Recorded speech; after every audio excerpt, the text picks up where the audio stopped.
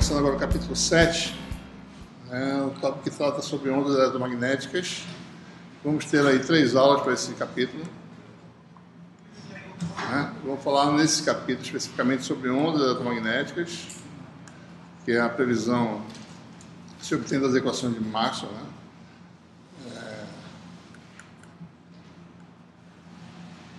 essencialmente inicialmente no vácuo, depois a gente vai ver como é que fica o tratamento disso no regime senoidal.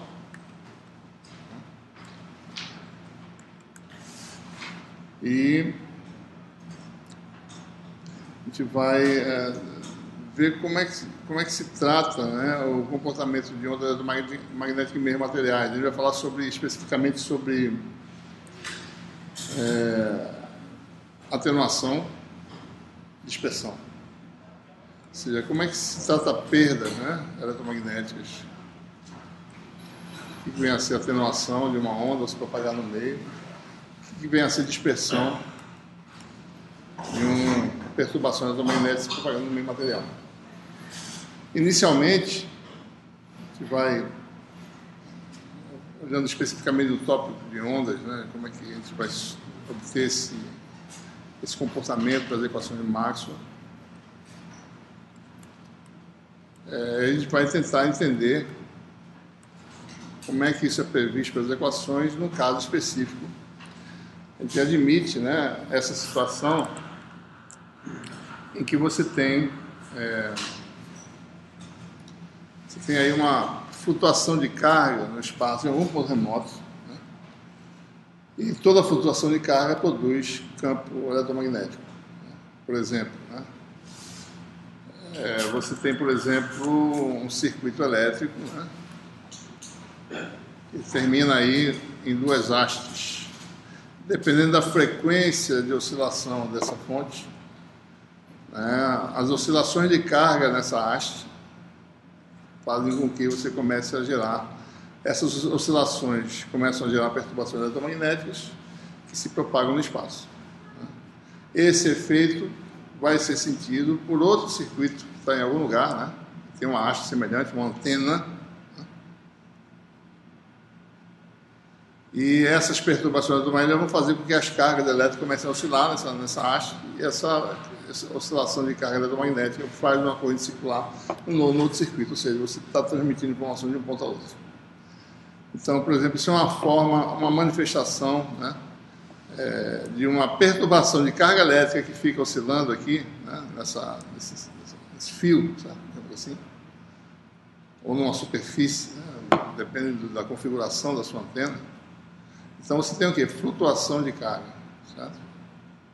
Então isso é uma forma de perturbação eletromagnética que esse campo que se propaga, que a gente vai ver que isso existe de fato, é previsto pelas equações de Maxwell. Em outras circunstâncias, você tem, por exemplo, uma folha metálica e você tem um elétron com alta velocidade, um feixe de elétrons, de repente se choca com essa folha. Então tem uma desaceleração, vem com uma certa velocidade alta, de repente ele passa por uma superfície metálica, atravessa a superfície, e há uma forte desaceleração. O que acontece nesse processo? São emitidos fótons, raios-x. O que aconteceu aqui? Flutuação da densidade de carga. A densidade de carga vinha num estado, um feixe de elétrons, vinha no estado normal, de repente é desacelerado, ou seja, houve uma flutuação no estado natural da carga. Então, o ator fundamental aqui é a carga elétrica, certo? Observe isso, carga elétrica. Então, raio-x. Essa propagação é prevista pelo menos as 4 equações que ele está falando de circuito elétrico, 60 Hz, ou lá em começo de onda extremamente pequeno de raio-x. Outro exemplo, o que aconteceu aqui? Flutuação de carga, que é a oscilação de carga de circuito, flutuação de carga da densidade de carga, que é uma desaceleração violenta na superfície. Você gera esse efeito. O que mais? Olha, você tem uma lâmpada, certo? Uma lâmpada que tem um gás, que está sendo bombardeado por íons, e cada átomo ou molécula é uma distribuição de carga em torno do núcleo, certo? Então, o que acontece? A distribuição de carga muda numa configuração original para uma nova configuração e, ao voltar para essa configuração anterior, emite fótons, luz, certo?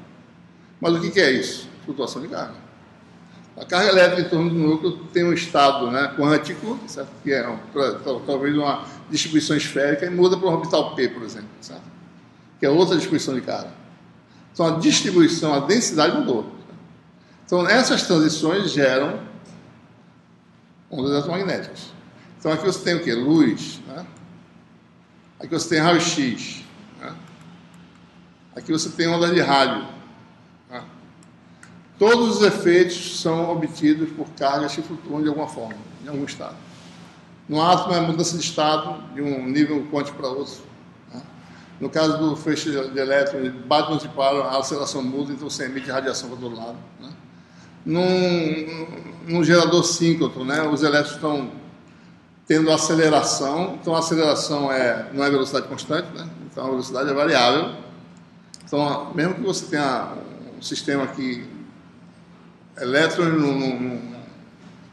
num acelerador síncrono estão girando numa velocidade, né, mesmo constante, mas tem uma aceleração centrípeta.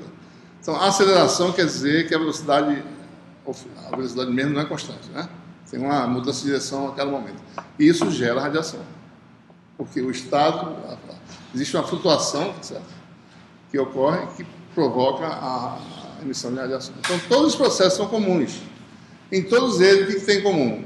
A carga flutua de alguma forma, e a carga se mexeu, tá certo? Gera um campo, alguma carga em algum lugar vai sentir esse movimento. Tá? Então, esse é assim que se produz, né? Geralmente. E num laser também é a mesma coisa. No laser tem um gás bombardeado por íons, por exemplo, né? Um laser de gás. E você tem flutuação de carga, ou seja, mudança de estado quântico. E você começa a ter emissão de fótons que coletivamente saem de forma muito semelhante, você tem um feixe coerente de luz.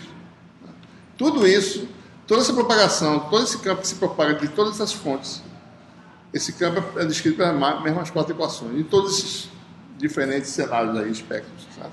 E regiões espectrais. Então a situação que nós temos é essa, que a gente quer entender. Ele não quer entender a geração. A geração é um problema complexo, não faz parte do curso.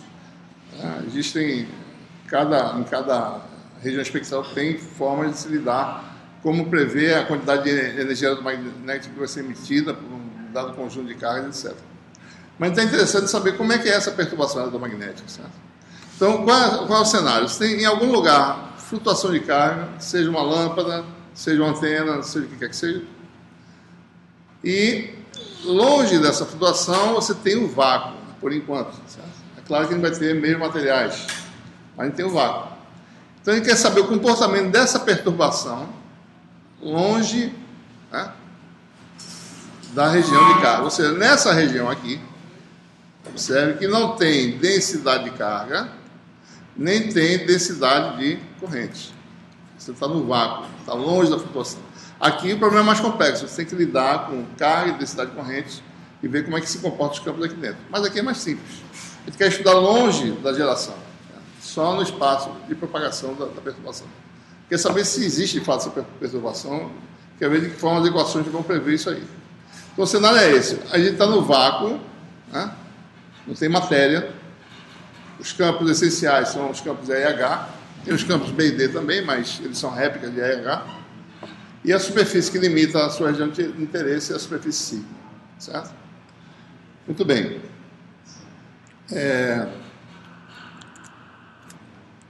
Vamos falar aí, então, sobre a equação que a gente vai derivar agora, que é a equação da onda.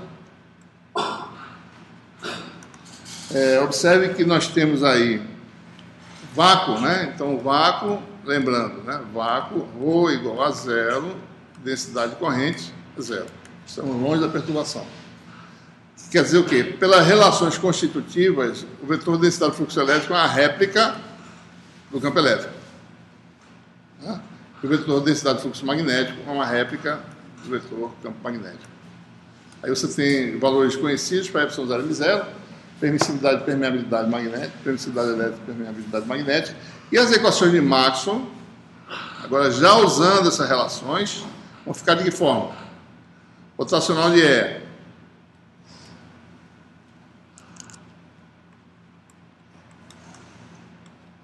igual a menos dB dt, que dá menos μ0 dH dt. Lembre-se das letras arredondadas, que a gente tem campos variantes no tempo, né? O que mais? Divergente de B, divergente de D igual a ρ, né?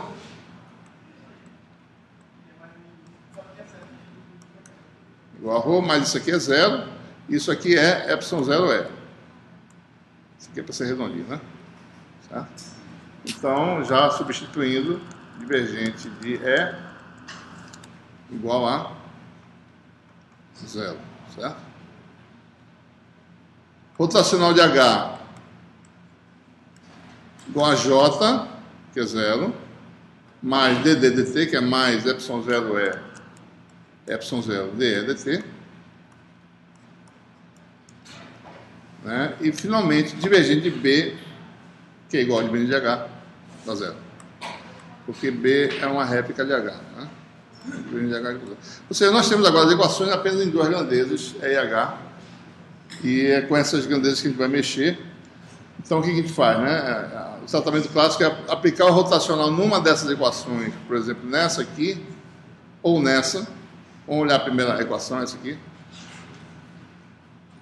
Aplica o rotacional, temos uma identidade conhecida para o rotacional.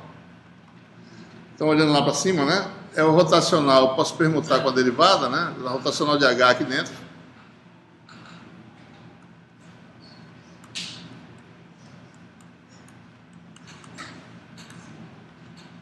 E observe que o rotacional de H já está aqui embaixo, né? Já traz de volta a derivada no tempo do E.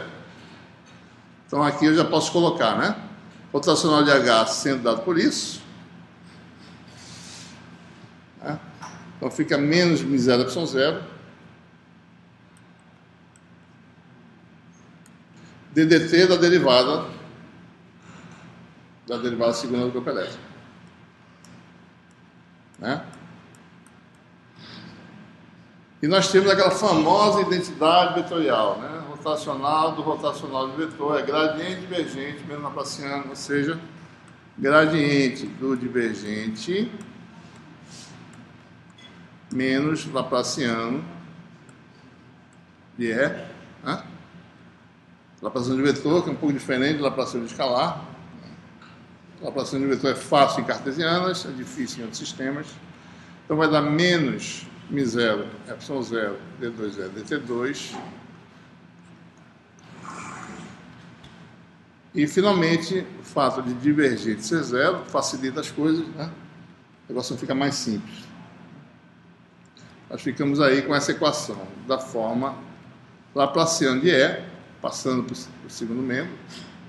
Isso aqui eu vou chamar de uma constante, né?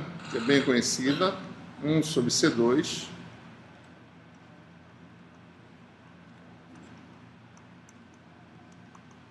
Em que C, a gente vai perceber que isso, na realidade, tem dimensões de velocidade. É, de fato, um tipo de uma velocidade, que a gente vai interpretar isso aí. Né? 1 sobre C2 é μ0 ε0, que é exatamente esse parâmetro aqui. Né? Isso aqui é aproximadamente 3,0 vezes 10 oitava metros por segundo. E vocês sabem que é a velocidade de luz no vácuo. Né?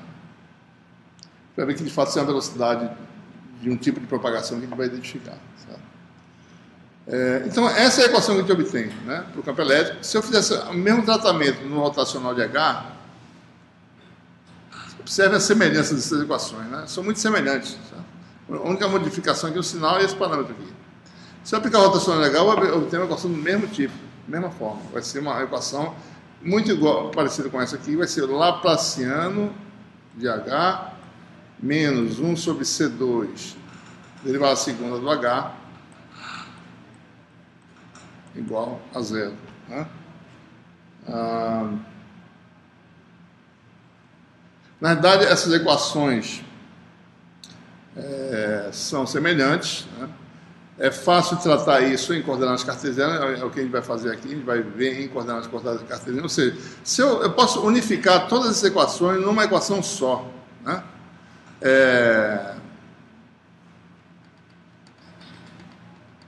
Se eu defino E, né, como sendo um vetor é x,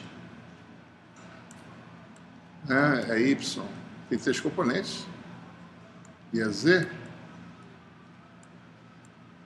ou em notação matricial, certo? É dessa forma aqui, ó, é x, 3 componentes, né, na base x, y, z, transposta a uma matriz comum, certo? Só para a gente economizar espaço aqui. E se eu fizer a mesma definição para H, 3 componentes, né, para H, Hx, Hy e Hz, e aqui eu teria uma matriz de coluna correspondente para H, dessa forma. Posso definir uma matriz de 6 elementos aí. Se vocês perceberem, é uma matriz F, que é simplesmente a matriz junto a H, uma montada em cima da outra. Ou seja, aqui tem o quê, né? Isso aqui é X, é Y, é Z, HX, HY, HZ.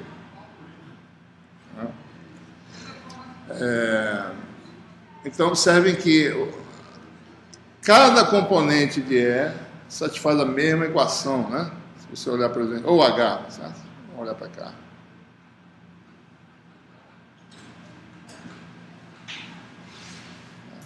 Observem que quando é decomposto em cartesianas ou H, né, o Laplaciano de E fica assim, né? Laplaciano de E ou H fica AX, né? Laplaciano de EX mais AY. Tem aquela história dos vetores serem constantes, né? Então, como o vetor é constante, então o Laplaciano só atua na componente. Aí fica o Laplaciano convencional que nós conhecemos já. Mais AZ, Laplaciano de EZ. Oi? De o quê? Aqui? Y, né? Laplaciano. Ah, faltou o Laplaciano. Certo? E para H também, mesma coisa. Ou seja, a equação pode ser escrita em uma equação só, né? Uma equação só para uma... Se eu definir esse elemento, é a equação da... que ele chama de equação da onda, né? Que a gente obteve agora. Tem essa forma aí. Laplaciano dessa matriz como um todo, que são Laplaciano de cada componente de E ou H, certo? Essencialmente é isso que ele está falando, né?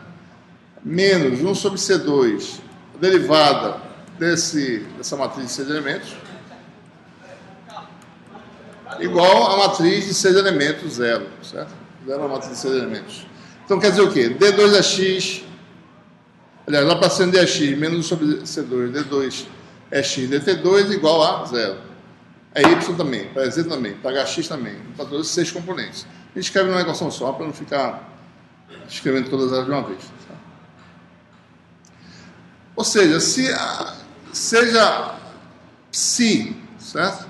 Uma das componentes de f, ou seja, psi é o quê? É x ou é y, tudo faz. Ou é z, né? Ou é hx, ou é hy, ou é hz. É uma das componentes dessa matriz de 6 elementos.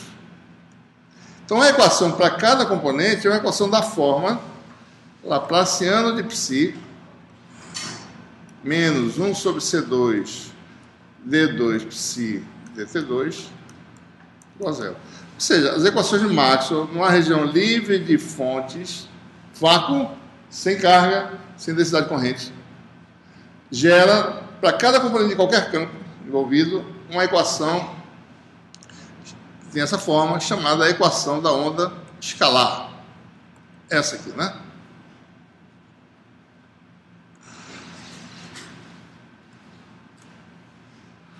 A equação original, de onde veio tudo isso, é uma equação vetorial, que pode ser muito complicada em outros sistemas de coordenadas. No sistema de coordenadas cartesiano ficou simples, com aquele tipo de equação ali. A equação da onda vetorial é algo desse tipo, Laplaciano de um vetor menos 1 sobre C2 derivado segundo do vetor igual a 0. Se esse vetor estiver em outro sistema de coordenadas, fica mais complexo a obtenção dessa expressão aí, quer dizer, como decompõe cada componente, fica complicado. Em cartesiano pode simplificar o problema e obter essa equação simples. Você já deve ter visto isso em física 3 ou 4. Certo? E a gente agora vai tentar interpretar que tipo de solução é possível para essa equação. A gente vai ver que a solução fisicamente realizável é uma onda, ou seja, uma perturbação que se propaga com uma certa característica, com uma certa velocidade. É isso que a gente quer ver agora. Certo? Então, vamos fazer o seguinte. Vamos tentar descobrir a forma da solução. Então, vamos escrever aqui. Forma da solução. Ou seja, como é que é a função psi? Então, psi é uma função de x, y, em cartesianas, né? No sistema de coordenadas cartesianas. Certo? A gente não vai explorar nesse curso em cilíndricas ou em outros sistemas. Certo? Fica para uma segunda oportunidade para vocês. Tá? Então, vamos chamar isso aqui uma função de uma variável w, onde w depende dessas coordenadas. Certo? W é uma função dessas 4 variáveis. O objetivo disso é tentar entender, tentar ver de que forma a gente organiza essa equação para tentar interpretar a forma. A gente quer saber qual é a forma dessa função aqui. De que forma w depende dos argumentos. É isso que a gente quer saber. Tá? Mesmo sem saber qual é a solução, a gente quer saber o jeito da solução, o comportamento dela. Bom, a gente vai então para coordenadas cartesianas. Vocês lembram que laplaciano tem essa forma mais simples, né? Soma dos operadores diferenciados de segunda ordem.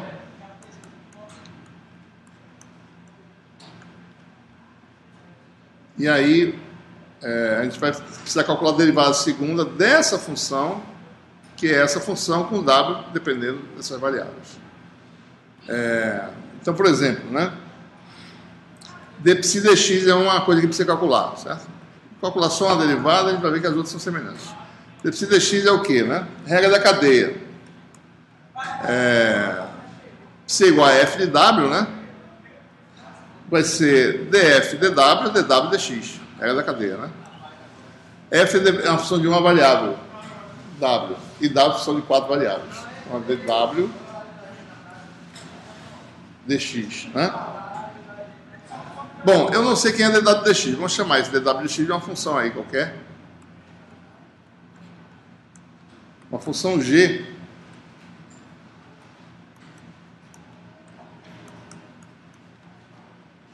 Então, a primeira derivada foi o quê? Dψ dx.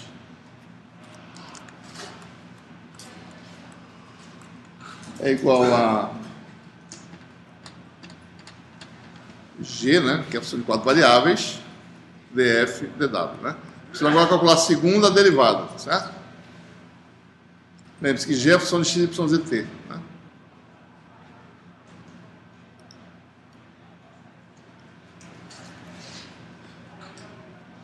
Então vamos lá, derivada segunda.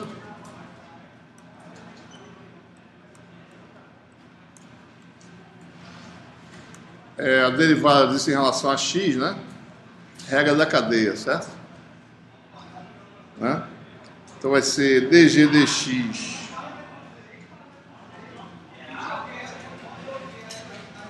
derivada desse vezes esse.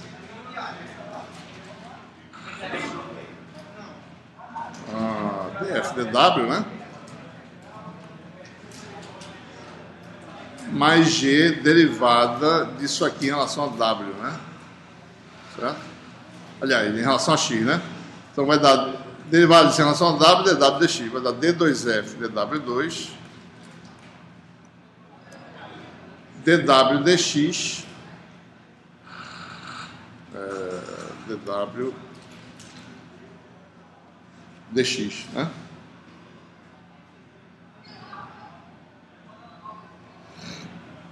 Certo? G, dx, etc. Deixa eu ver. Tá certo aí? dw dx é derivada parcial.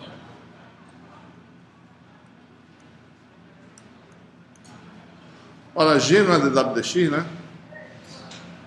Então isso aqui vai dar dx, dg dx é dw dx derivada segunda de w, né? dg dx elevado à segunda de w. Isso aqui vai dar d2w dx2, derivada primeira, né? Mais isso aqui, derivada primeira, dw dx vezes dw dx, dw dx ao quadrado,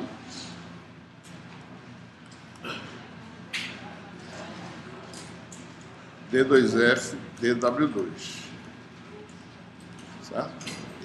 Então essa é o que a gente obtém, né? Derivada segunda em relação a x, certo? Vai dar um termo que é derivada parcial segunda de w em relação a x. W é o argumento da função f lá, certo? Derivada primeira da função f em relação a w.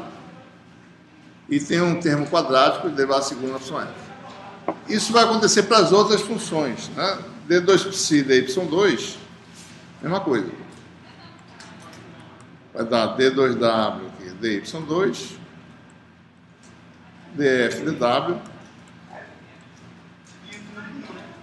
né? Mais d2w dw dy ao quadrado. Então a pessoa gosta de estacionar aqui em frente, né? d2f dw2 e assim por diante. Então vai ter y, depois vai ter z, depois vai ter t, certo? Semelhante.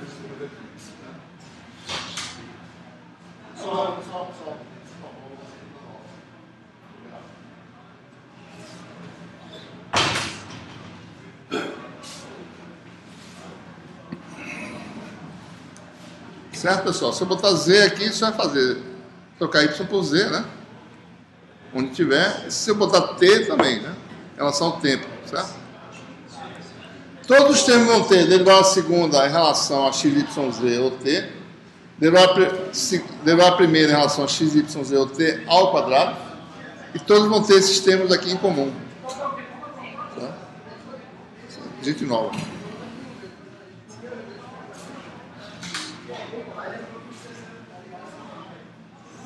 Pode falar pra caramba. Passa favor. Precisa falar. Muito bem. Está claro aí, pessoal? Então observe, Laplaciano, né? Vai ser a soma das derivadas segundas. Então, se eu somar todas as derivadas segundas parciais em relação a x, y, z, observe o que vai acontecer, né? df de w vai ficar em evidência, né? Certo? Vai ficar a soma das derivadas segundas de w, certo? E a derivada segunda de f vai ficar em evidência, vai ficar as somas dos quadrados das derivadas primeiras, certo? Então isso é só Laplaciano, né? Então, ou seja, vai ficar algo assim, vai ficar, como é que é mesmo? Vai ficar df de w, e como eu coloquei aqui?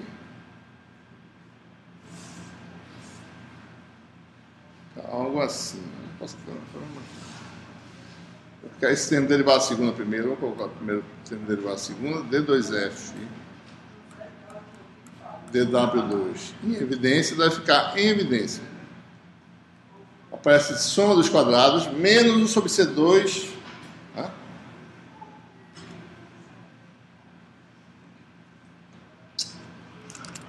dw dx ao quadrado mais dw dy ao quadrado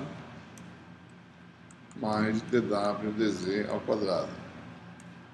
E tem um derivada segunda em relação ao tempo, mas tem 1 sobre C2 também, fica menos 1 sobre C2, né? dw dt ao quadrado. Isso é um termo do Laplaciano de toda a equação da onda já, certo? Tem mais o segundo termo que é mais a derivada primeira. Daí tem aí algo que é exatamente a equação da onda de novo, reproduzida aqui, d2w dx2, que o df dw tem as derivadas segundas como coeficiente, mais d2w dy2 mais d2w dz2 menos 1 sobre c2 d2w dt2. Isso igual a zero. É isso que a gente quer analisar. Ou seja, botando esse argumento, né, nós temos aí, desenvolvemos aí, a equação da onda ficou um pouco mais complexa, né? Ficou um termo parecido com ela, se for zero, gera a equação da onda, né? O coeficiente é a derivada primeira de f, né? E um outro termo que é esse termo aqui diferente, né? Que é soma de derivadas primeiras ao quadrado subtraído disso aqui. Certo? Então, a pergunta é sobre que condições isso aqui dá zero, né?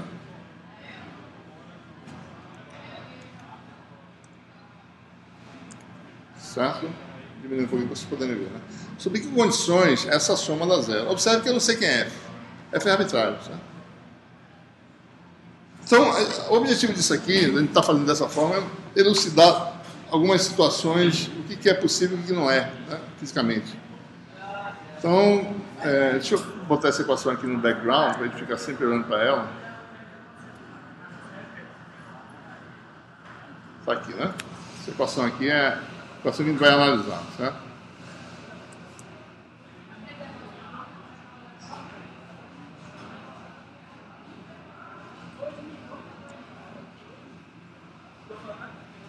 Essa equação aí. Então, um termo é o coeficiente disso aqui, é a soma dos quadrados das derivadas, subtraído disso aqui, e um termo derivada primeira é a equação igual à equação da onda, para W, que é o argumento de F. Certo? Vamos analisar algumas situações. Para isso aqui ser zero, né, por exemplo, eu posso ter a derivada segunda igual a zero e a derivada primeira igual a zero de F. Uma função que tem a derivada primeira igual a zero e a derivada segunda igual a zero. Isso é uma situação, né? Possível.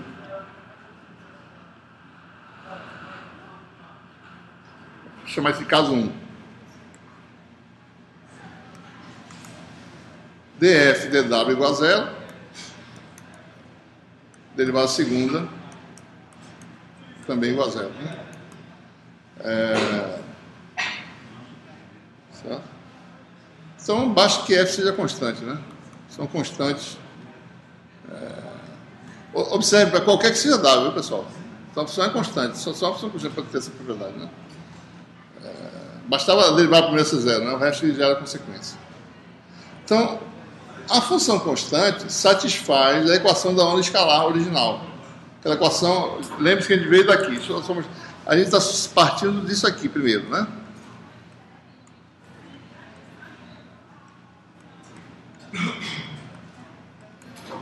Com psi igual a f de w, certo? E w em função das quatro variáveis.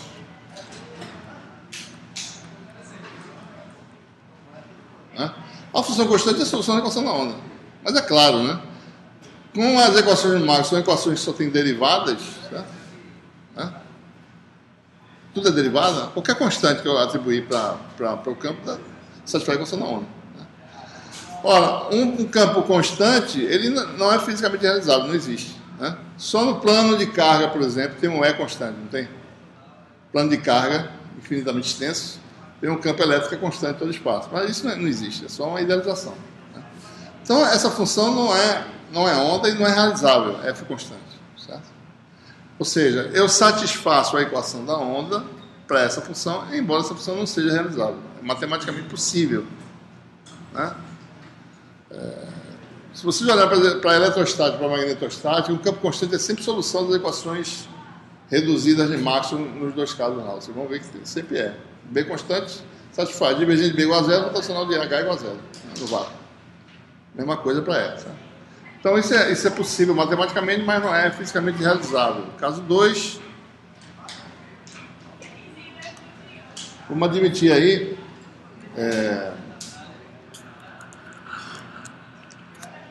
Derivada primeira não nula e a derivada segunda nula. Uma função que tem essa característica. Então,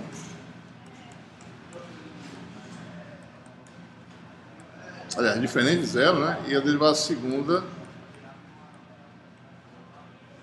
igual a zero. Por que? Bom, se isso acontecer, para essa equação ser satisfeita, né, se esse termo desaparece, se isso aqui é não nulo, eu tenho que forçar com que W seja uma função, aliás, W satisfaça essa equação aqui, que é a função da onda. Certo? Né? Ou seja, uma função que tem primeira derivada não nula, segunda nula, é a função qual? Que função é essa? Função linear, né? Certo? Por exemplo, né, f igual a W é uma dessas funções. Certo?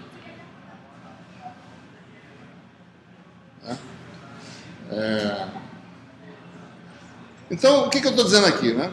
Bom, a forma de f satisfaz a equação nona. F é dessa forma aqui, f igual a w, né? Então, psi igual a w, que é uma função de x, y, z, t. Certo? Ou seja, não tem nenhuma informação, né? Dizer que psi é uma função de 4 variáveis, eu já sabia. Certo? Então, dizer que f é dessa forma não quer dizer nada. Eu não estou ganhando nenhuma informação com isso, certo? Nesse caso aí. Está claro aí, pessoal? W eu já sabia que era a função de 4 variáveis. Não precisava descobrir que f linear satisfaz. F linear satisfaz, de fato, né? Uma função de 4 variáveis vai satisfazer, mas temos que ver de que forma é. Por exemplo, deixa eu dar um exemplo para vocês. Uma função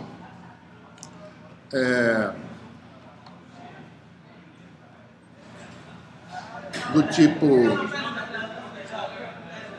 Está difícil pra caramba.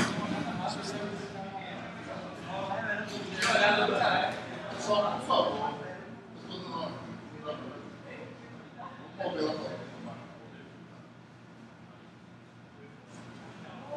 Vou baixar o... Engraçado que a pessoa não sai do lugar, baixa e depois faz o...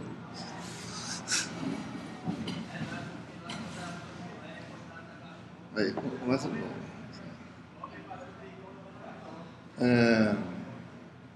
Por exemplo, né? Deixa eu dar um exemplo aqui. Aqui está dizendo qualquer função, né, de 4 variáveis satisfaria, né? Uma função linear no argumento, certo? Vou dar um exemplo que não pode ser também realizável. Se eu pegar a função psi, certo? AX mais BY mais CZ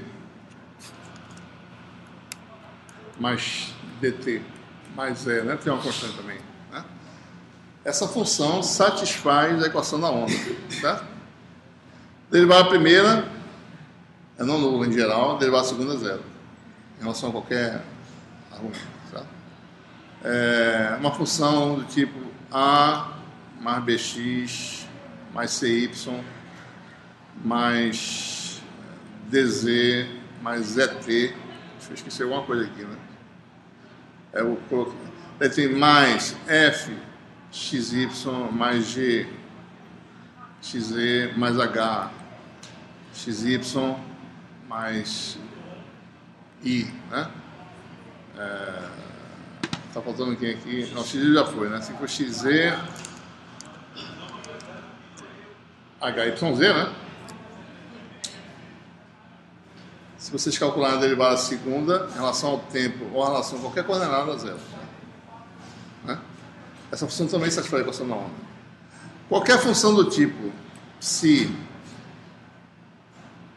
né, que seja no máximo a potência elevada a 1 de cada coordenada, ou seja, algo desse tipo aqui. Somatório de I igual a 0 a 1, J igual a 0 a 1, K igual a 0 a 1, L igual a 0 a 1, de um coeficiente, mais ou menos dessa forma aqui. A de I, J, K, L, né?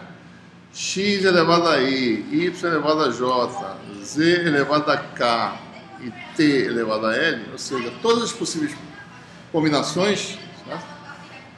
Que no máximo a potência máxima de cada variável seja 1, ou seja, linear em cada variável, né? Isoladamente. A derivada segunda disso aqui, tudinho, em qualquer variável dá zero, certo? Ou seja, Laplaciano de psi é zero, D2 psi dt2 igual a zero. Isso aqui satisfaz a equação da onda, certo? Por que essa função não pode ser usada, nem essa como solução? Vocês têm uma ideia? O que tem de anormal fisicamente nessas soluções? É isso que tem que se perguntar quando aparece uma solução matemática. Certo? Não, esqueça se é onda ou não. Quer saber se é fisicamente realizado esse tipo de forma de resultado. Certo? No caso, oi? Quando o tempo, o espaço é infinito. Então, o módulo cresce indefinidamente na direção mais ou menos infinita. Né? Então, isso não é fisicamente realizável. Certo? Isso pode ocorrer num espaço finito, mas não vai ser onda também, né? Não é onda, não é perturbação. É alguma solução para o campo estático lá, talvez, tá certo? Mas numa região aberta, isso nunca pode ocorrer. Essa dissolução. A solução em que a função é uma função linear ou dessa forma geral aqui, tá certo? Então, fisicamente não pode. Matematicamente sim, mas não fisicamente. Então, essas soluções aparecem. Né? Muito bem. Vamos fazer agora o último caso, que é o caso que realmente vai elucidar o tipo de solução que a gente quer. Caso 3. Vou olhar de novo aqui para cá. Observe o seguinte, né? Essa função é arbitrária, certo? Então, para mim ter isso aqui zero, eu tenho que forçar que esse coeficiente aqui seja nulo e esse também, ambos simultaneamente. Porque, em princípio, eu não vou forçar que f tenha derivada primeiro ou segundo a zero. F é arbitrário, não sei quem é f, certo? Então, eu não sei como é que é a derivada primeiro e segundo, qualquer que seja w. Então, como isso aqui não posso forçar a ser zero nem isso, a única alternativa é zerar não só essa equação, mas W tem que satisfazer a equação de onda, mas também tem que satisfazer essa propriedade aqui, que é um pouco diferente da equação da onda. Né? Então nós temos duas equações. Uma é a equação original da onda, né? Ou seja, eu vou escrever em forma compacta aqui, Laplaciano de W menos 1 sobre C2, que é aquela segunda equação, segundo colchete. D2W, dt2 igual a zero. Isso aqui é o Laplaciano, né? De W, certo? E a outra é a soma dos quadrados das derivadas menos 1 sobre C2 quadrado da derivada primeira, da derivada de W, dá zero. Então você tem que forçar a segunda condição aqui, que é dW dx, está acabando aqui, ao quadrado, mais dW dy ao quadrado, mais dW dz ao quadrado, menos 1 sobre C2, D2 não, dW dt ao quadrado, igual a zero. Pessoal, vocês sabem representar isso em forma de operador ou não? O que é isso aqui? dW dx, dW dz, dW dz é o gradiente de W. Isso aqui é o módulo ao quadrado do gradiente. Né? dW dx ao quadrado, né? Então a equação na verdade é essa aqui.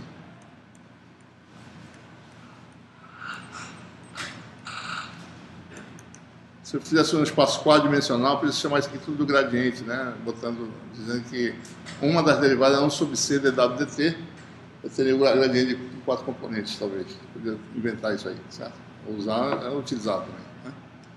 Mas o fato é isso aqui a gente W satisfaz a equação da onda, mas temos que forçar isso, essa outra, essa equação W satisfaz a equação da onda, que eu já tinha falado aqui, né? Temos que forçar essa situação. Ora, observe o seguinte, né? Se eu passar isso para o segundo membro, certo? Isso aqui vai ser facilmente satisfeito se essas derivadas forem constantes, certo? Se soma de constante igual a constante, né? Então eu vou impor essa condição. A solução simples é dW dx igual a uma constante A,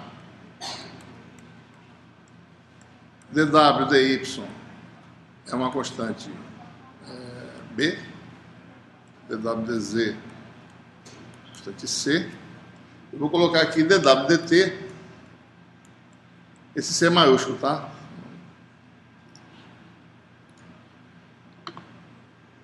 Um C maiúsculo aqui.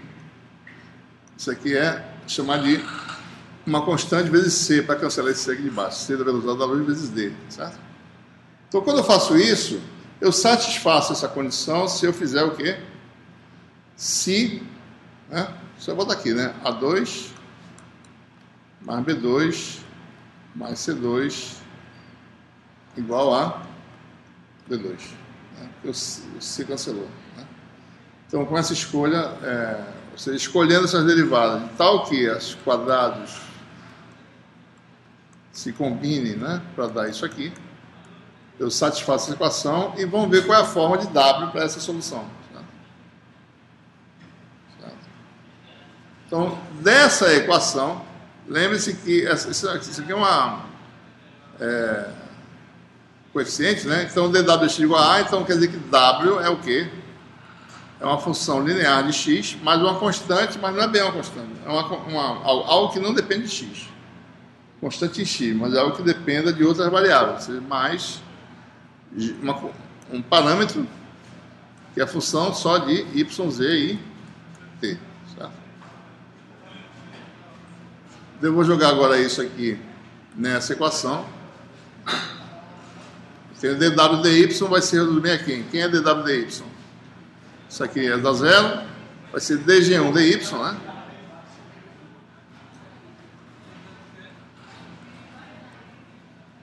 É igual a b. Eu tenho a solução para G1. Quem é G1? BY mais um G2 de ZT. Tá? Por aí vai, né? Então, ou seja, o que eu estou gerando aqui? W vai ser AX mais BY mais CZ. Tá? Então, eventualmente, se a gente faz esse procedimento, você tem a função W final. Ela tem que ter um comportamento desse tipo aqui, ó. O argumento de f, não é f, o argumento de f tem que ser uma função linear nas variáveis.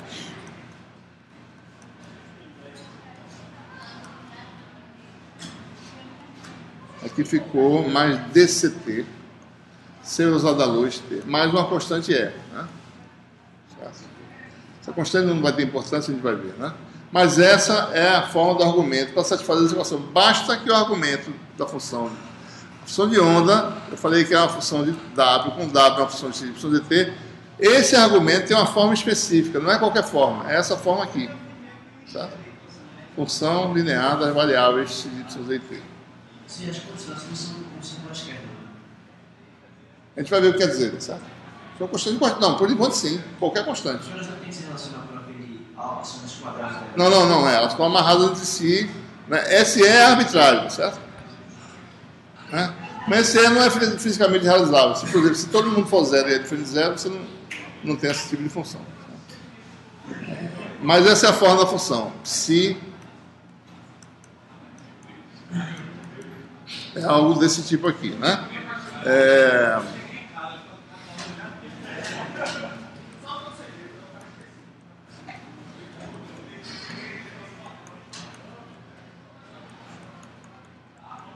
Seria essa forma geral, vamos dizer assim, né? A solução dessa equação é dessa forma. Eu vou mostrar para vocês agora que isso na realidade é uma onda, ela é uma onda que se propaga. Esse tipo de função é uma onda, certo? Observem que isso aqui tem, né? Função linear é uma onda. Certo? Muito bem. Então vamos falar aí sobre a onda. Na realidade é uma onda chamada onda plana uniforme.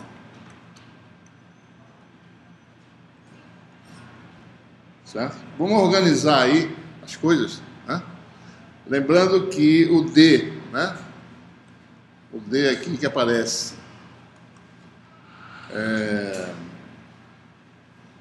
bom, deixa ele lá, já eu falo. Vamos botar esse DC aqui em evidência. Vamos fazer igual a zero, sem perda de generalidade, certo? Esse realmente não tem importância, ele não depende de x, y, z e t, então isso de fato vai ser uma parte que não seria fisicamente realizável. Vamos fazer igual a zero. Né? Vamos botar o DC em evidência. Certo? Então essa função vai ser da forma f, vai ficar DC em evidência. Mais ainda, né? Essas constantes, a menos das somas dos quadrados serem iguais a d ao quadrado, mas são constantes arbitrárias, certo? Então eu posso botar menos ou mais aqui, menos ou mais aqui, menos ou mais aqui. Para facilitar a interpretação, eu vou usar menos. Então eu vou fazer E igual a zero, fazer A se transformar em menos A, porque eu não sei quem são, né? Posso botar o sinal, eu podia ter botado antes, certo? Menos B e C em menos C. Tá? Então como é que fica aí? Porque vai ter a diferença e vai ser fácil de interpretar, por isso que eu estou colocando assim. Então vai ficar esse DC em evidência, vai ficar um T, o resto vai ser negativo e é igual a zero. Vai ficar DC, vai ficar T menos, né, AX mais BY mais CZ sobre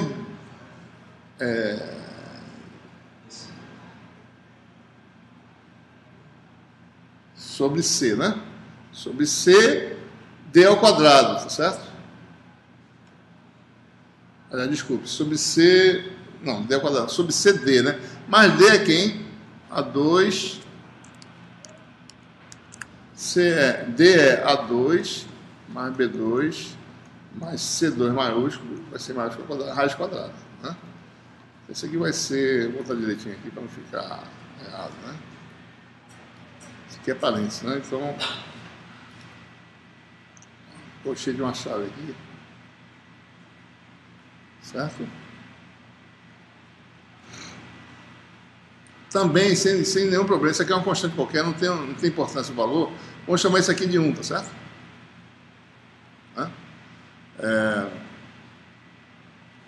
Podia não chamar de 1 também, né? Se chamar de 1, isso aqui também dá 1, né? Eu vou perder essa informação, certo? Posso deixar isso aqui, eu vou chamar de uma constante qualquer. Deixa eu ver. Não tem importância. Talvez. Vamos chamar isso aqui de 1. E vamos deixar isso aqui só para poder interpretar, tá certo? Então vai ficar assim: ψ igual a F. Tem uma constante aqui, tá certo? Vou omitir, vai ficar T. Eu vou tirar essa chave agora. T menos AX mais BY mais CZ sobre C. Daí você tem A2 mais B2 mais C2 elevado ao meio.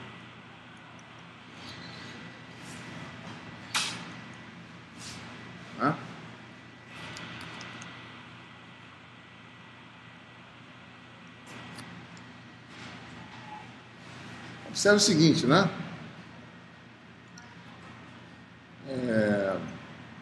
Se eu definir o x igual a A sobre esse termo aqui, para não ficar repetindo, é isso aqui elevado ao meio, né?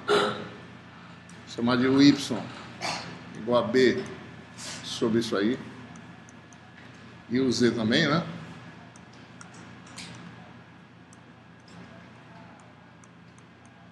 Então, A sobre isso aqui vai ser o x, B sobre isso vai ser o y, C sobre isso vai ser o z, certo? Qual é a propriedade do x, y, z? Se vocês olharem, vai dar o x ao quadrado, mais o y ao quadrado, mais o z ao quadrado, dá quanto?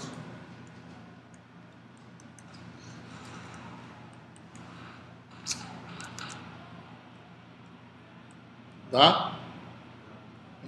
Certo? Da mesma forma, né? Então você tem... Daí eu posso definir aí, fazendo isso, um vetor chamado vetor unitário, U. Tem componentes o x, o y e o z.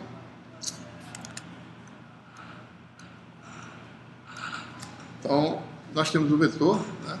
Vamos começar inclusive vetores. Componente do x, y, z, o vetor é normalizado, né? Naturalmente, da forma como eu fiz. E também tem o vetor posição, componente x, y e z, né? Vetor posição conhecido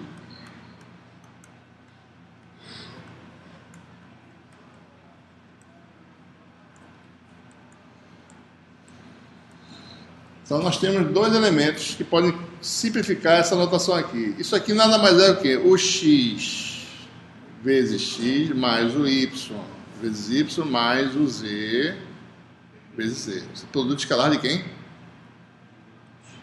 O com vetor posição x. Certo? Então, a forma da função solução da equação da onda é qual? Ψ igual a f t menos o escalar x sobre c. Vamos chamar essa solução de ψ mais. Essa solução foi obtida utilizando aquela escolha de sinais que eu acabei de falar. Certo? Podia ter um mais aqui, daí seria outra solução. Vai entender agora o que quer dizer isso aí.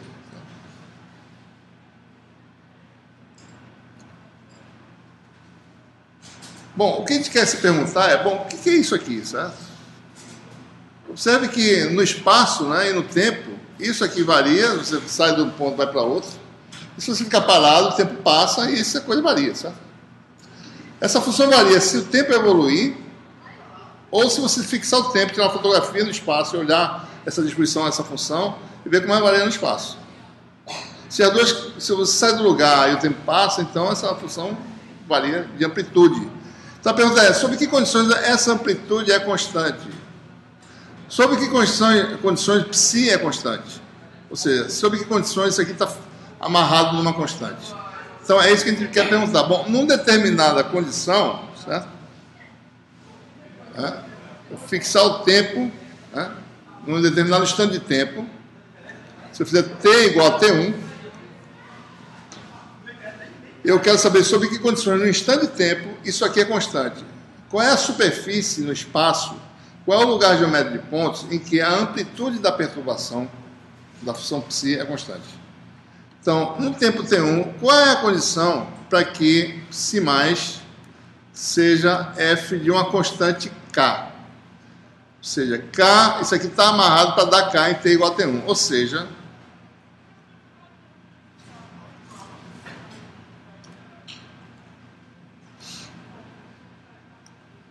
t igual a t1 quer dizer o quê? T1, essa é a condição. Eu tenho que estar num lugar geométrico dado por essa equação aqui. T1 menos o escalar, os pontos x que definem esse lugar geométrico, igual a uma constante. Se eu tiver sobre essa, digamos, superfície, que é a equação desse negócio aqui, eu vou estar sempre com amplitude constante. Ou seja, o campo elétrico está constante nesse lugar. Sabe? Ou campo magnético. O que é isso aqui, Vamos interpretar. Certo? Isso aqui é fácil perceber, Se T1 é constante, se K é constante, se isso aqui é constante, porque o produto escalar tem que ser sempre constante nesse lugar. Certo? Vamos olhar melhor aqui. Mexendo um pouquinho aqui, vai dar U escalar X igual a C vezes tempo T1 menos K. Ou seja, K tem dimensão de tempo, essa constante aí, tem dimensão de tempo. Certo? Porque o argumento da função tem dimensão de tempo, Isso aqui tem dimensão de tempo. Metro dividido por metro por segundo, Isso aqui é dimensional, dá segundo, certo? Tempo. Então isso quer dizer o seguinte, definido uma direção no espaço pelo vetor U, a direção, digamos, seja essa aqui, digamos que a origem do espaço esteja aqui, certo? Digamos que o U está nessa direção aqui em sentido, certo? Então, todos os vetores x, partindo da origem, terminando num lugar em que o produto escalar é constante, satisfazem essa propriedade. Tá? Então, o produto escalar com x vai ser constante desde que o quê? A extremidade de x termine num plano ortogonal a U. Esse produto escalar, x com U dá constante, esse x com U dá o mesmo valor, esse aqui também, todos eles, certo? Ou seja, o lugar geométrico, num determinado instante de tempo, o lugar geométrico dos pontos no espaço em que a amplitude da onda, da perturbação é constante, é um plano ortogonal a U. U é definido. Certo? Quem define U, por exemplo, é um laser que aponta para lá e a onda sai desse jeito. Isso é a direção de U. Certo? Então, nesse plano aqui, a amplitude da onda do laser vai ser constante. Então, você teria no espaço dimensional algo assim, certo?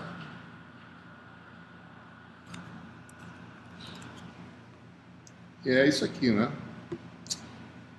está se mexendo.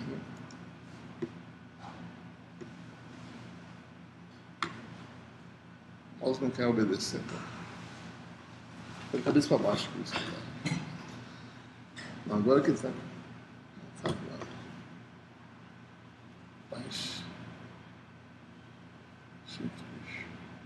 Esse aqui. Ele também é mouse, Então atrapalhou aqui. Então você tem aí essa situação, no espaço dimensional. Aqui você tem a direção de U no espaço. Aqui está no instante de tempo T1, um plano, certo? Esse plano aqui. Esse plano é ortogonal à direção de U. Certo? Então, nesse plano, no instante T1, todos os pontos x1, que terminam nesse plano, satisfaz aquela condição lá, ou seja, a amplitude da função é constante. Daí, se eu vou evoluir no tempo, eu quero saber onde agora, no tempo T2, né, a minha função tem o mesmo valor, certo? Não mudou, né? Então, eu teria aqui a nova condição, T2 igual a T2, né? Mesma condição, menos U escalar X, novos valores de X, certo? X aqui está genericamente escrito, né? Sobre C igual a mesma amplitude K, ou seja, em que novo lugar agora no tempo T2 eu estou com a mesma amplitude, certo? A mesma característica anterior, né? Mesma condição, você vai ter agora U escalar X, vou botar aqui embaixo, U escalar X, nesse novo lugar vai ser igual a C, na realidade aqui seria X1, né? Eu não posso botar o mesmo porque são lugares diferentes agora. É aqui X2, certo? T2 menos K. Né? Se eu subtrair os dois aqui, certo? X2 menos X1, esse K vai cancelar, então tem uma condição. O escalar X2 menos X1 é igual a C T2 menos T1. Né? Vou mostrar aqui na figura onde é que está o novo ponto, né? O X2 está aqui agora. É um novo plano, tá certo? Ortogonal, né? A direção de U. Então, em T1, aqui, se eu estiver aqui em cima, eu não sinto nenhuma diferença nos campos, os campos são todos iguais aqui nesse ponto. Não muda, o campo não varia aqui. Mas se o tempo mudar, certo? Eu vou sentir, se eu ficar parado, o campo vai mudar. Mas se eu vier para esse novo local, no tempo T2, eu sinto o mesmo campo. Como o surfista que está em cima da onda, está sentindo a mesma amplitude, certo? Está indo junto com a onda. Né? Certo? Bom, qual a distância desses dois planos aqui? É fácil calcular, certo? Basta alinhar X1 com X2, aí fica fácil, tem a menor distância. Se eu pegar X1, botar aqui, certo? Fiz aqui. Fizer X1 assim, e X2 aqui, colineares. Então, esse produto escalar aqui fica fácil, né? Se X1 e X2 são paralelos, isso aqui independe se eu estou falando da orientação de X1 e X2, isso aqui não vai mudar nada, certo? Se eu coloco esses paralelos, ou seja, paralelos entre si e colineares, né, ao vetor U, então isso aqui vai dar módulo de U vezes módulo disso aqui. Módulo de U vale 1. Módulo disso aqui é módulo disso aqui mesmo. Módulo X2 menos X1, nessa condição de serem paralelos, certo? E na direção de U. Isso aqui vai dar C, T2 menos T1. Quer dizer o quê? Que a razão, né, que é exatamente X2 menos X1 é isso aqui, ó, o módulo, quando eles são paralelos a U, né? A diferença de tempo é T2 menos T1, quer dizer que, olhando para essa equação, quer dizer que o plano moveu-se com velocidade C, chama isso aqui de ΔL, diferença dos tempos. Ou seja, o parâmetro C, de fato, é a velocidade de propagação da perturbação. Então, o plano está no determinado ponto do espaço ortogonal U, depois de um certo tempo, mesmas condições, a mesma amplitude de campo está deslocada e se moveu com velocidade C. Então, é claro que a gente está vendo aí realmente uma perturbação ondulatória, alguma coisa que está se propagando. Né? Realmente uma onda, né? Ou seja, quais são as características da solução no caso das coordenadas cartesianas? Né? Então, observe, né?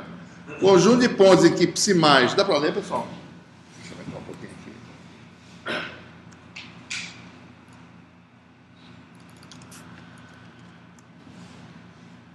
Né?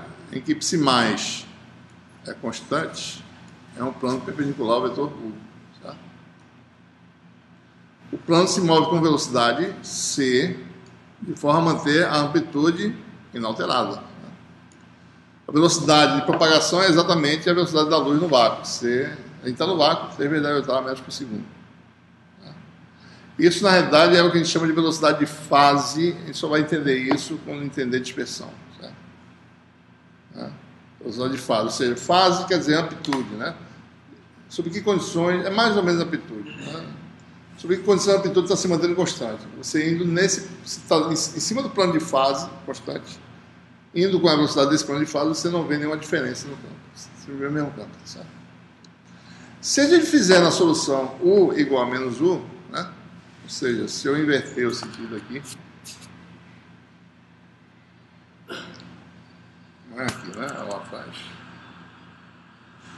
Então, se U tivesse para cá, né?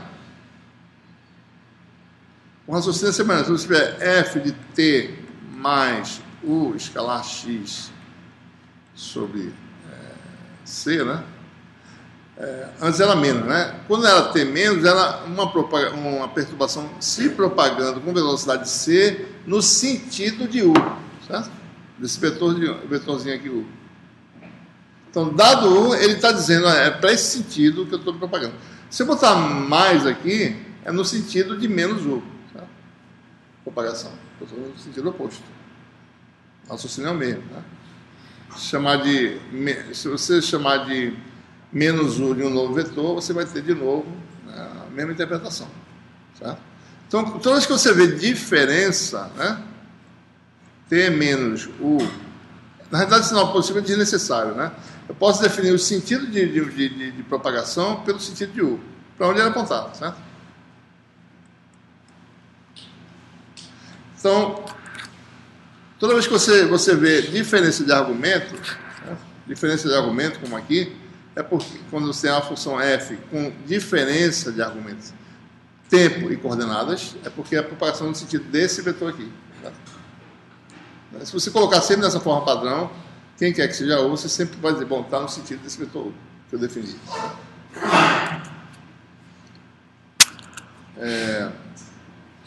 Então, a função psi menos é uma perturbação no sentido de menos U. Né? Então, essa forma de função, em cartesianas, recebe o nome de onda plana, né? Plana exatamente porque a superfície de fase constante ou de amplitude constante é um plano. Uniforme, né? Porque sobre o plano ela é constante, a amplitude dela é constante. Essa é a denominação que surge daí. Certo? Muito bem. Vamos agora ver, né? Tem muito que interpretar ainda, sabe? Mas a gente só está mostrando, independente da forma, como a perturbação variadora, como a distribuição de carga variando o tempo, como ela está sendo modificada de forma arbitrária, independentemente da forma, em cartesiana, no vácuo, a solução que se obtém é uma onda plana, certo? É claro que se você tiver uma fonte pontual, vamos começar agora a elaborar um pouco mais, uma fonte, um dipolo, certo? Suponha que essas posições fiquem sendo intercambiadas entre si, certo? Bom, perto da distribuição, a frente de onda não é plana, certo? Porque, né, a gente está muito longe da fonte, certo? Perto da distribuição você tem uma curvatura aqui qualquer, certo?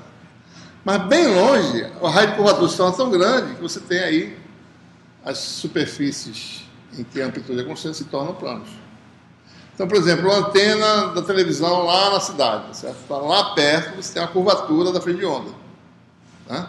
Mas quando chega aqui, desprezando as reflexões de vários prédios, etc., está chegando uma frente de onda constante, certo? Mais ou menos, né? Mais ou menos para lá. Muito longe da fonte, isso acontece. Né? Então, a onda plana é uma aproximação para muitas situações, né? Em que você tem isso aí. Por exemplo, um feixe de laser, se você olhar direito, quando ele sai de dentro do laser, né, ele sai fazendo algo assim, certo? Mas só que isso aqui demora muito para acontecer, certo? Dependendo do tipo de comprimento do laser, etc., essa abertura aqui você não vê direito. Se você apontar o laser para a Lua, por exemplo, ele vai ter um diâmetro de uns 10 metros, talvez, 5 metros. Se você pudesse ver o spot formado na Lua, certo? Ele vai. Mas perto de uma sala dessa você não percebe, você vê uma coisa, um feixezinho colimado, né? A frente de onda sai assim, né? Curvatura, certo? É uma curvaturazinha, né? Mas muito longe você tem praticamente um plano, certo? E assim por diante, né? É claro que se você tem assim uma antena parabólica, né? Então ela está altamente direcional, tá certo? Né? Para mirar em outra, né? Então você tem aí uma distribuição, né? Mais ou menos tem uma curvatura aí. Agora, em torno do centro, aí você tem mais ou menos uma frente de onda plana. Então, onda plana é aproximação para muitas situações reais. Né? Então, é bom a gente perceber, na prática, como é que a gente vai se deparar com essas situações. Bom, vamos ver agora as equações de Maxwell para campos harmônicos, né? Que é um caso particular. Ou seja, a gente vai... Observe que quando se fabrica as fontes de radiação eletromagnética, essas fontes são usadas para carregar informação, né? Então essas fontes são fabricadas com frequência muito bem definida. Ou seja, quando você vai ver uma fonte ou laser, ou o que quer que seja, se você olhar quais são as componentes de frequência que essa fonte emite, bom, é algo assim, é quase uma função delta, certo? A frequência central aí e uma largurazinha desprezivelmente pequena, né? Delta ômega muito menor do que ômega, certo? A pureza espectral da fonte é muito grande. Então isso por quê? Né? Porque existe fenômeno chamado, tem fenômeno de dispersão. Se a fonte que você tem muitas frequências, cada frequência, a gente vai ver isso depois, mas cada frequência vai viajar numa velocidade diferente. Quando o sinal chegar do outro lado, cada parte do sinal chega num tempo diferente e você distorce o sinal. Então, quanto mais coerente for a portadora, o portador, quem carrega o sinal, isso é feito usando modulação, você deve ter visto isso em comunicações, etc. Mas quanto mais pura for a fonte, mais coerente ela for, melhor. Certo? Se evita esses fenômenos de dispersão ou se minimiza esses fenômenos de dispersão. Então, por isso que é muito útil a gente estudar, né, as equações no regime harmônico, que os campos variam senoidalmente com o tempo. Certo? Então, você vai ter aí especificamente conhecida a forma de variação dos campos, né? Então os campos vão variar, né? A função psi, a dependência com o tempo vai ser da forma algo assim, né? Cosseno de ômega t mais uma fase, certo? Né? Então a variação no tempo da perturbação é conhecida. Quem é ômega? Ômega é a frequência da sua fonte de radiação eletromagnética. Né? Pode ser um gerador de micro-ondas, certo? Um laser, né? Etc. Certo? Gerador de funções no laboratório, né? Mas se você tem uma frequência bem definida. Então, essa ômega, vamos definir bem os termos. Ômega é chamada frequência angular. Observe que isso se repete toda vez que ômega, né, variar de uma quantidade, né? Se eu fizer delta ômega, se o tempo variar de uma quantidade, delta, ômega é fixo, né?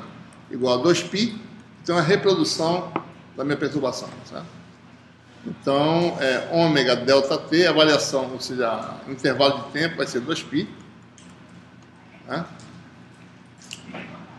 Então, isso aqui seria um período, né, de oscilação da função cosseno. 2π sobre ômega, né? Observe que ômega é medido em segundo a menos 1, porque isso aqui é dimensional, né? Certo? Então, mas na realidade você tem, como isso aqui dá ângulo, né? Então ômega é a frequência angular, certo? Né? Você tem, por exemplo, se você olhar uma roda girando com frequência ômega, certo?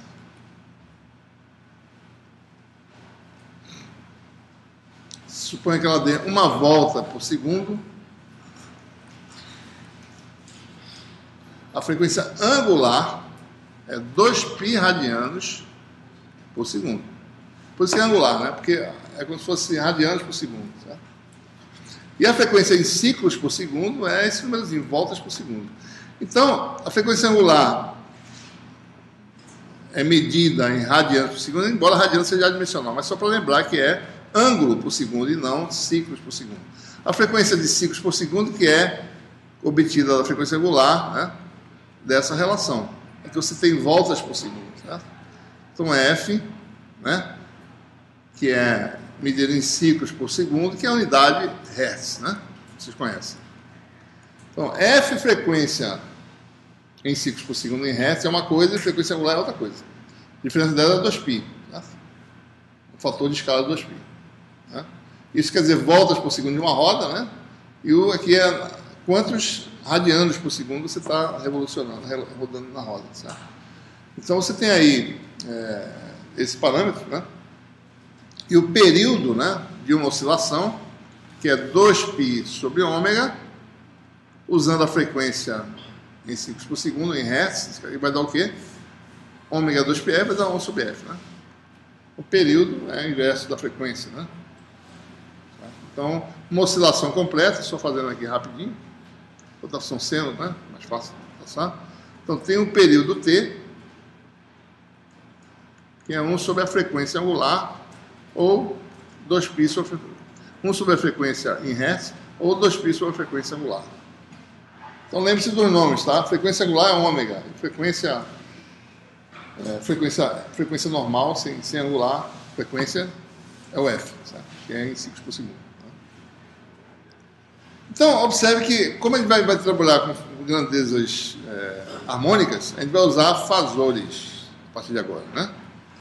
Então, nós temos grandezas no tempo, que depende de coordenadas espaciais de tempo, e eu vou, a priori, conhecer a parte temporal. Eu já sei que no tempo as coisas variam da forma harmônica.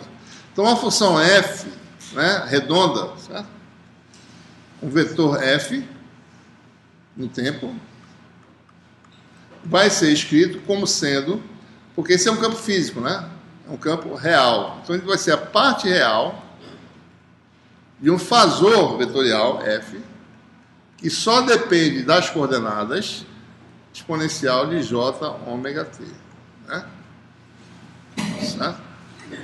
Então, essa é a forma de representar a partir de agora. Eu já sei a forma temporal, está assumido já aqui. O que é isso aqui, né? Bom, f tem uma fase qualquer, certo? Suponha que f seja puramente real. Então, isso aqui seria, né, nesse caso, para f real. F é um vetor, viu, pessoal? A gente está falando de vetores reais e complexos, né? Já é um novo conceito aí. Então, você teria, por exemplo, a representação no tempo, o campo real, né?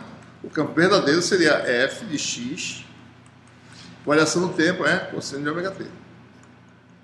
Certo? Ok?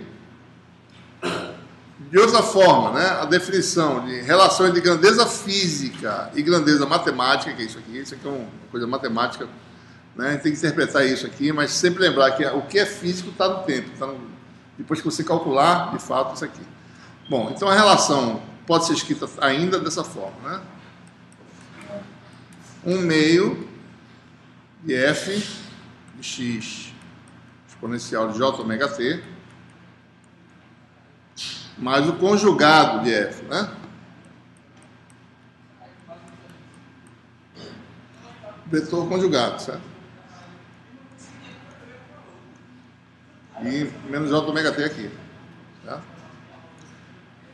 Lembrando, o que é j ômega t, né? Exponencial de mais ou menos j ômega t é o quê? Cosseno mais ou menos j seno.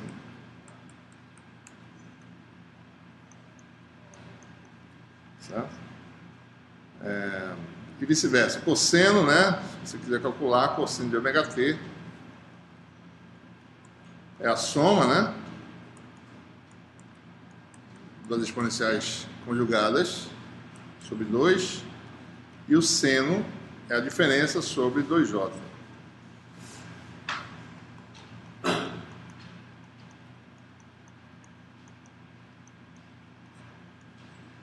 Né?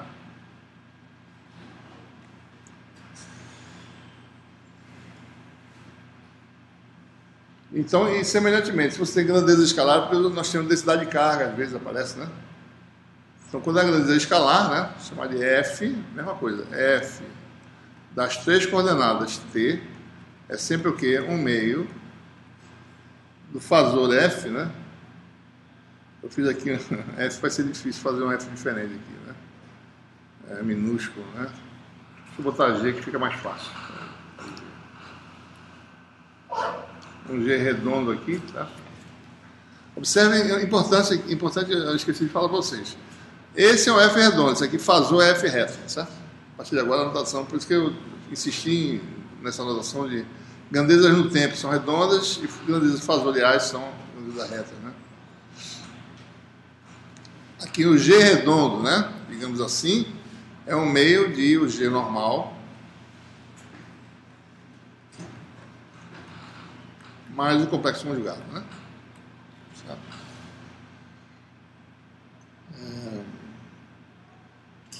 Antes de prosseguir, só quero falar para vocês, bom, o que vem a ser esse vetor, né?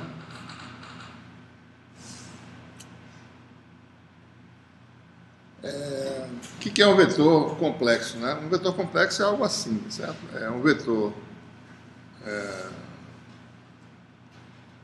G de X, ou seja, o fasor que a gente introduziu agora, que é o coeficiente da função temporal, ele tem 3 componentes. Vou botar em cartesiana, né?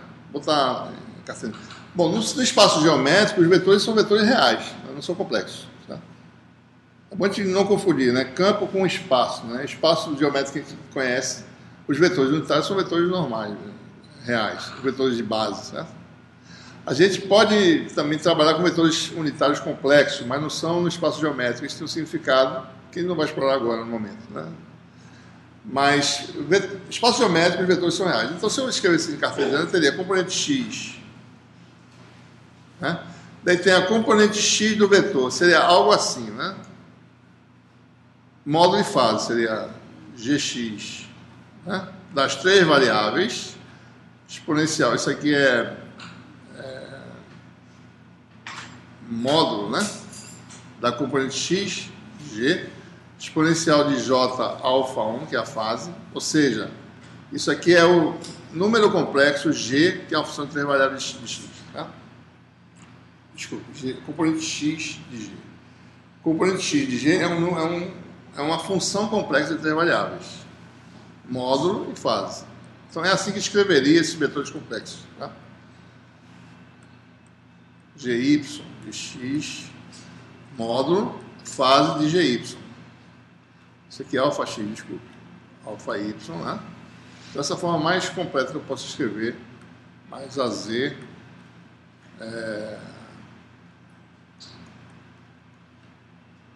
fase de GZ. Certo? Então, é assim que escreve um vetor complexo, né?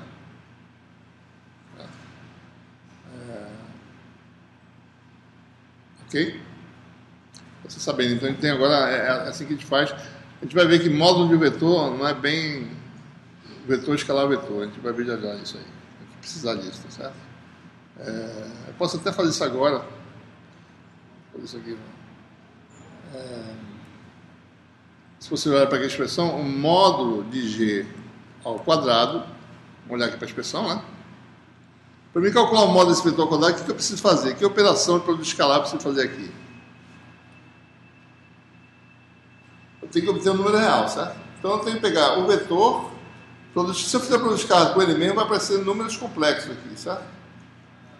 Então eu tenho que fazer o vetor com o conjugado dele. Daí eu tenho o módulo de um vetor ao quadrado. Certo? Caso contrário, eu vou ter um número complexo. Então, o módulo de um vetor ao quadrado é simplesmente o quê? G, produto escalar com G conjugado.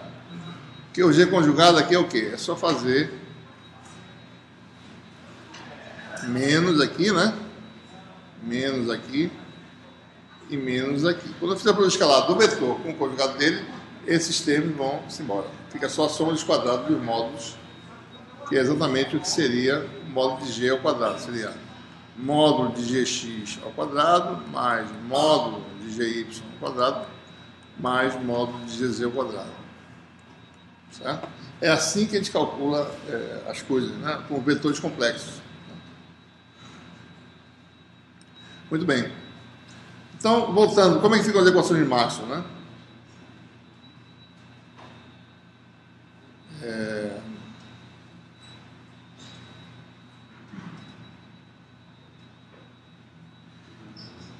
Vamos voltar para as equações de Maxwell agora. Rotacional de E.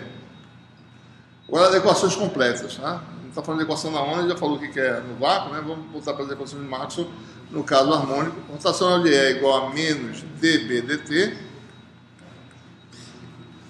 Rotacional de H é igual a J, né? Mais dd dt. Divergente de B igual a zero, divergente de D igual a aquela densidade de K redonda, certo?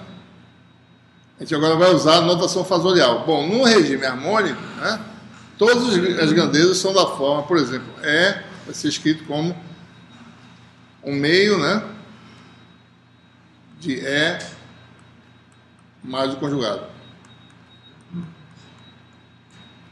Para todas as grandezas, certo? Por exemplo, quem é dB dt? Bom, B teria algo assim, né? Um meio de B J ômega t mais complexo conjugado. Então, a derivada disso, dB dt, é o quê?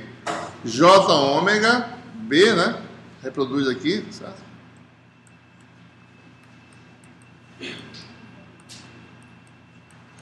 Mais o conjugado disso aí. Certo?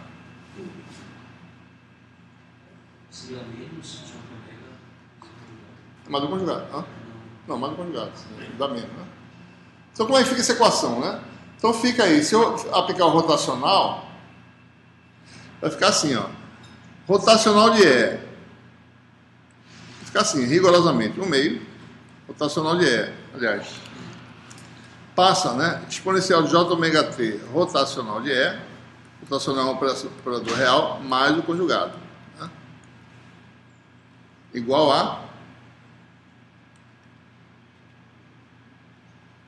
o meio de menos J ômega, que é a derivada negativa lá, né?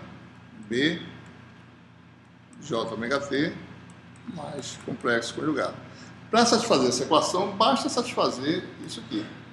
Né? Isso igual a isso, o resto está satisfeito. Certo?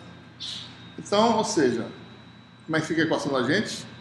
No regime. E quando eu faço isso, né, esse fator aqui vai embora. Né? Certo? Então, nós ficamos com a equação só agora nas coordenadas espaço. Né? Rotacional de E reto menos J ômega B reto. Essa é a forma da equação no regime harmônico, no regime senoidal. Não tem mais dependência temporal. A gente está trabalhando, a gente quer achar a solução para os fasores. Né? Como é que eles se distribuem no espaço? Uma vez que está fazendo isso, acha a solução para os fasores, multiplica pela função tempo, calcula a parte real e tem um campo físico. Né? E aí você vai ter equações semelhantes. Né? Na prática, o que aconteceu aqui? É só tirar, na prática, né? Olha dessa forma. Tira o DDT, transforma isso em grandezas retas, tira as derivadas do tempo e transforma em J ômega. É isso na prática. Então, as equações de Maxwell no regime harmônico ficam rotacional de E menos J ômega B, divergente do D, né? Isso aqui é tudo a grandeza, né? Fasorial, certo? O ρ agora é o ρ reto, né?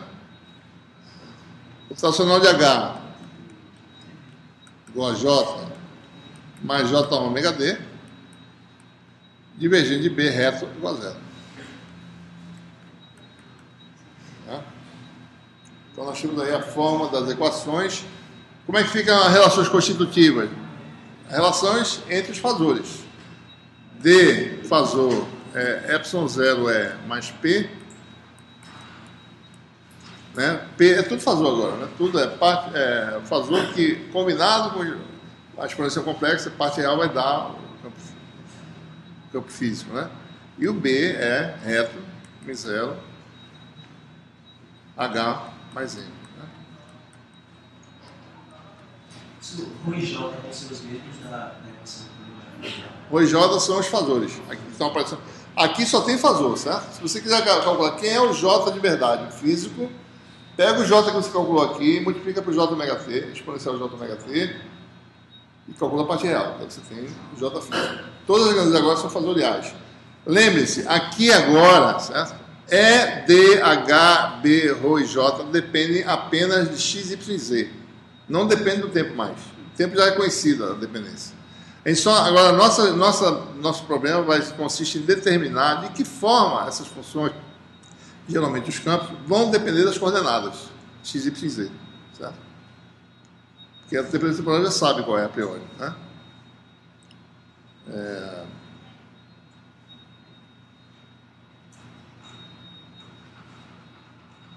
Uma outra coisa importante que a gente vai lidar, né, é o valor médio, né, de produtos.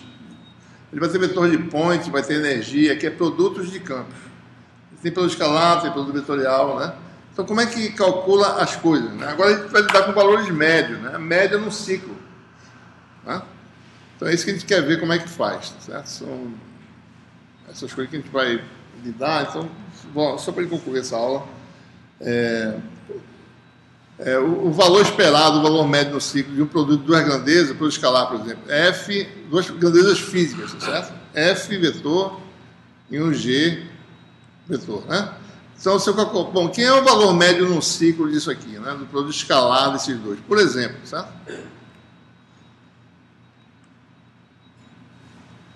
Quem é a média no ciclo? Então, vai ser 1 sobre o período, integral num período, né? Do produto escalar dessas duas coisas, dessas duas grandezas,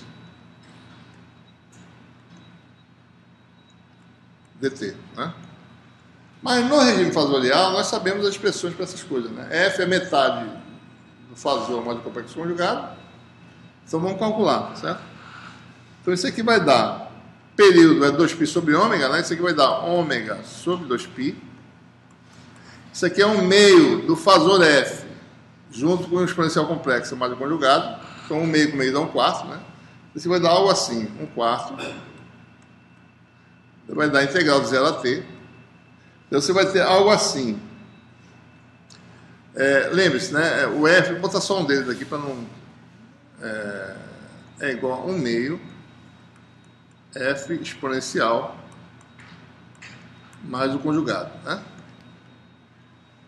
Então eu vou ter dois termos aqui, dois termos para G. São 4 termos que aparecem, né? Os termos que envolvem F com o conjugado de G não tem isso aqui, porque vai ser Jωt com menos Jωt. Certo? O termo que envolve F com G direto vai ter 2 vezes isso aqui.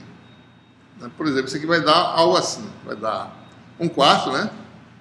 F escalar G exponencial de J 2ωt, mais, daí o conjugado também, F conjugado, G conjugado,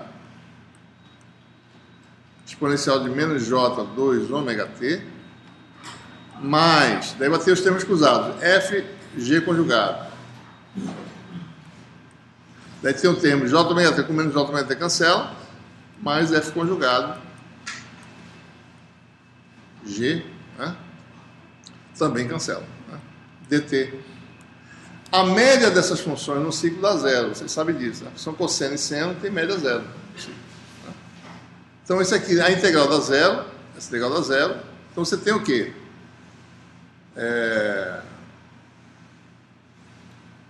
Se eu definir uma grandeza aqui,